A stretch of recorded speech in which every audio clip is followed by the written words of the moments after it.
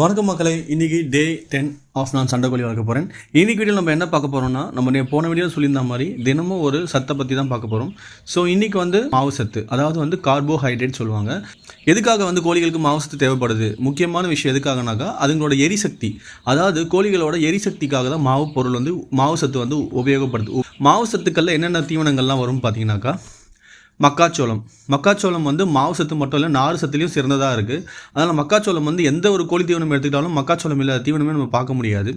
அது தவிர்த்து பார்த்திங்கன்னா கம்பு, அதே மாதிரி கம்புலேயும் பார்த்திங்கன்னா நல்ல மாவு சத்து இருக்குது. மூணாவது பார்த்திங்கன்னா அரிசி. ஓகேங்களா? ஸோ இந்த 3 விஷயங்கள் தான், கம்பு, மக்காச்சோளம், அரிசி.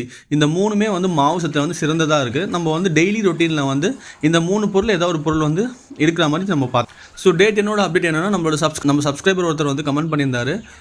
அந்த ஸ்டிக்கு உள்ளே நம்ம நிற்கிறதுக்கு, பேர்ட் நிற்கிறதுக்காக ஒரு ஸ்டிக் மாதிரி வச்சுருந்தோம். அந்த ஸ்டிக்கை ரிமூவ் பண்ண சொல்லியிருந்தாங்க. ஸோ கோழி ஃப்ரீயாக உள்ள மூவ் ஆகும், அடிச்சிக்காது அப்படின்னு சொல்லியிருந்தாங்க. ஸோ அந்த ஸ்டிக்கை நம்ம இன்றைக்கி ரிமூவ் பண்ணியாச்சு, நம்ம சப்ஸ்கிரைபர் சொன்ன மாதிரியே.